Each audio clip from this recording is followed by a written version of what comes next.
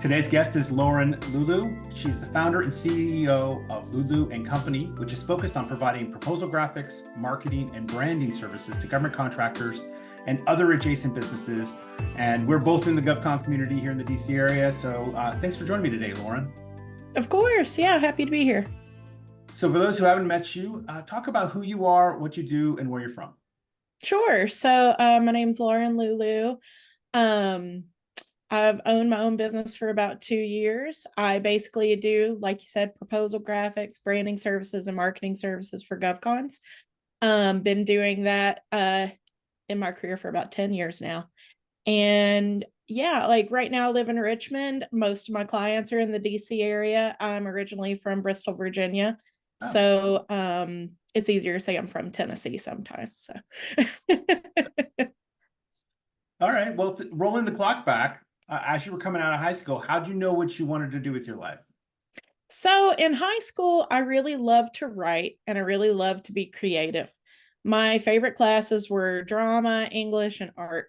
So, I really enjoyed just getting in a classroom and being creative with, my fellow classmates. Love to write, love to do, any sort of art project, loved theater, like love to be loud, love to, get my voice out there.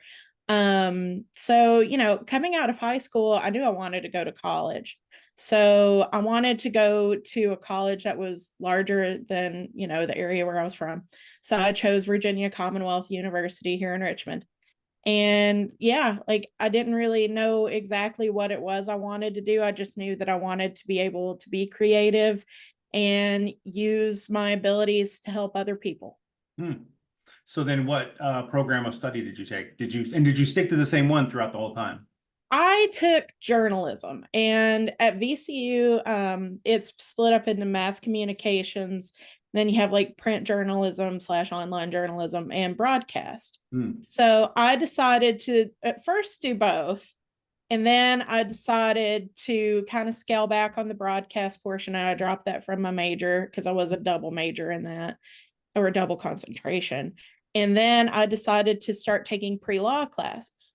Oh. So at some point in my college career, I decided I wanted to be a lawyer, but that just didn't happen. But and that's totally fine. I enjoy what I'm doing now, but I am in pursuit of my master's of studies in law from the George Washington University School of Law. So it's something that's been on hold for a little bit, but it's something that I hope to pick back up soon. So as you cut back on the journalism, so just the print and the online, which makes sense for what you're doing today. How did you land that first job? Was it through an internship or did you cold call somebody? How'd that come about? So after college, I moved with my then boyfriend, now husband, to the DC area.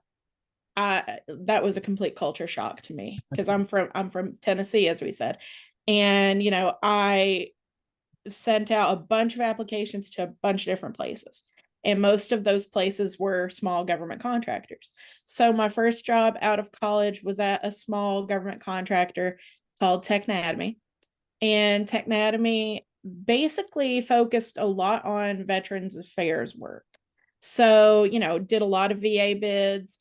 My foray into proposal graphics started one night when the COO of the company came to me and asked me, "Hey, do you do graphic design?" I was like, "Yeah." He was just like, "Cool, you're staying late today." So that was how we worked on one of their huge VA bids. So kind of trial by fire. But yeah, I got that first job by just sending out a lot of applications, researching the industry, and hoping for the best. Well, I mean, that's not a bad way to start, right? I like small companies anyway. Small companies are really near and dear to me. I've worked for large and small, and you just can't beat working for a small company. So then how did that career go from that point? Did you stay there before you decided to start your own, or were there a couple of hops along the way? There were quite a few hops. So I went from Technatomy to a few other places. One called Human Touch, one called Third Eye, now a REIT. At Third Eye, I help them, start their GSA schedule bid, and also help them to secure some federal work because they hadn't done it before. Because after Human Touch, I would just like, oh, I'm done with government contracting.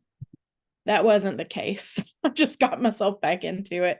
And while at Third Eye, I started my George Washington University program, and because I just, I missed it. I missed like the regulations. I missed reading FAR clauses, like all that nut stuff. And then, I went to a place after Third Eye called iNode Inc., where I served as a proposal manager and helped them with their marketing as well. And then after iNode, I decided that, I just wanted to go out on my own after a little bit of a break. So yeah, like it's been a very wild ride. Yeah, you said it's been just 2 years since you started your company. How did that go? Right, I know those first few years are a little interesting, as a Yeah. Yeah, so I basically started my own company because one of my friends from Technatomy basically said, "Hey, do you know anybody looking to do graphic design 1099 work?" And I was just like, "Well, no." And then I was like, "Oh, she means me." So then I got back to her and I was just like, "Yeah, I'd be willing to do it." So I credit her with helping me start my company. She was an old coworker and a dear friend. But like after I started with them, I decided that I like the idea of like Lauren Leulu consulting because I saw that on my contract and I was just like, that has a ring to it. So I started to branch out and find more clients and, start marketing myself on LinkedIn heavily. And, all of my clients so far have come to me through inbound marketing. I've never, I do some cold, messages on LinkedIn, but it's only been like a few. And because I've been able to sustain myself just from people coming to me, which is awesome. They either come to me through word of mouth or they see something on LinkedIn or they see my website. So that's great. But it's just, again, it's been a little bit of a journey. Started out with just a couple clients and now I have around 13 to 15 Wow, depending. that's pretty good. That's Mhm. really good. And I imagine they're mostly small businesses because typically large Oh businesses, yes. those kind of shops already right built into there. Yeah, it's small businesses who I hope one day we can help grow them to the point where they don't need me anymore. So, Sure. Wow. I love that story because you, you well, first of all, I love small business. And second of all, I love that you have this skill set that is very important for proposals, extremely mhm. important to make sure the graphics tell a story. You only have so many pages. And so sometimes the graphics can say more than the equal amount of paragraphical text in the same place, Right. right? And so they're extremely important for getting your point across. And then understanding how to market yourself and brand yourself as a company, especially small companies who sometimes just come up with some random name and then they don't Oh really yeah. understand how to pitch it to anybody. Mhm. So I love this kind of niche that you're in and how it serves our community. Um, do you have like a growth projection? Like, what do you expect this to, I'm sure you expect it to keep going, but are you looking at growing it even bigger, bringing on more people? Do you have any thoughts on that in terms of how your plan is? Yeah. So right now it's me and my employee Joy, and Joy has been a blessing to me, and I'm hoping I can find a lot more joys.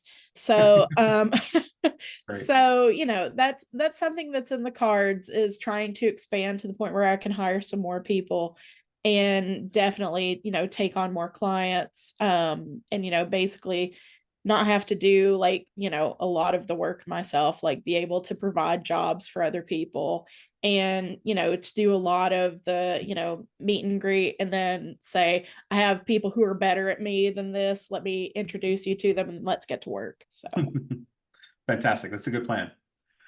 So as you've gone through your career journey, which has been very interesting, what's something you look at and go, man, I wish we didn't do it that way. I mean, there's an mhm, opportunity here and we're missing it. And not to say that, you have the answer, right, but to say that if you had the magic wand, it would get fixed, right? What right. might that be for you? I would say government contracting as a whole needs to be more inclusive. Hmm. So one thing that struck me as I saw a statistic the other day that said only, I think it was 0.29% of contracts went to women-owned companies. Oh, wow. And the government has a very modest goal of 5% each year. And it blows my mind that they've underutilized the women-owned small business set-asides, the EDWOSB set-asides, and sole sources. And, I haven't seen a good reason why. Hmm. So I feel like, the government contracting community as a whole needs to be more inclusive of women, minorities, and the LGBTQ community. And I really think that the barrier to entry to government contracting in some ways is too high. So, there's like simplified acquisition, but that only gets you so far. And there are so many regulations that make it just so hard for people to enter the market and there's so many companies out there that just want to take advantage of people. Like you Hmm. sign up for a SAM registration, you get bombarded with like Yes. 30 emails that same day saying like, hey, you didn't do it right or something like that. So, like just the barrier to entry and the legalese of it all, I feel like could be simplified for folks who really do want to, start serving their country through government contracting.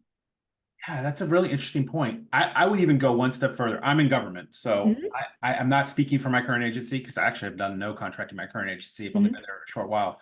But in my history at multiple agencies, I would say government is not well informed on how to use those benefits either, which is probably why we're not hitting our 5%. Like Yeah, I've done a lot of contracting over the years. I've done small business set asides. I have no idea how I would do a woman owned set aside. I've never done it because right. I've never been educated on how to do it. Mm-hmm. Usually the contracting office will push you through to their favored vehicle of choice, whether Yeah. it's NASA Soup or say NIH is pretty decent, right? The Mm-hmm. CIOSP3, is SP4 out now? I don't know. No, No, okay. that's a long journey. And I worked on It's that a at one big point as a complicated one if I remember, yes. oh yeah, I worked on that as a proposal manager, and it blows my mind On that that's the supported on the yet. government side, I just know to do that, check the Mm-hmm. boxes for the areas that I'm interested in, but I've never been like educated on how to do hub zone, how to do Right. women owned, how to do the Alaskan Native. I'm Mm-hmm. familiar that they all exist, but my contracting office has never taught me how to utilize them. So Right. I would add to your wish, if you will, of change to say both sides need to learn a little bit more about how that works, Mm-hmm. both from the because I think sometimes the government gets educated by the people who want to bid. Yeah. Honestly, I love doing industry days because I'll do an industry day and then someone will come to me and say, "Have you considered?" And I'm like, how is that possible? And then let's say, hey, let's have a conversation about the FAR. And I've Right. learned more about the FAR from companies trying to do business with the government sometimes Yeah. than what I'm required to learn as a government employee. Mm-hmm.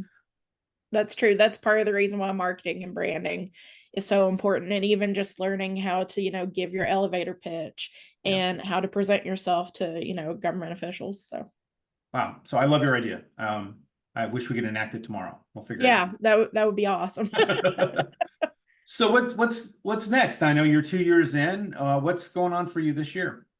So this year, the goal is to, just get more clients, maybe hire a new person. Um, yeah, and continue with my rebranding effort. Like we went from Lauren Leulu Consulting LLC to Lulu and Co. And the primary reason for that was to make sure that people knew it wasn't just me doing all the work. Yeah. I want it to be, actually Lulu and Company, like it sort of is now with me and Joy, but I want that company to grow. And, I want my name to be, still on the company, but I want that and co to get larger. Mm-hmm. That's awesome. Well, Lauren, I have all the best wishes for you in that endeavor. I love small business. I love women-owned business. I love that what you're doing and the service you're providing to the segment of GovCon that is needed service. So Yeah. I wish you well, and I hope that growth happens faster than you expect. Thank you so much. So I will say thank you so much for coming on the podcast. I'm loving to hear your story, and hopefully through this, others will hear it and give you a call. That sounds great. All right, take care. Thank you.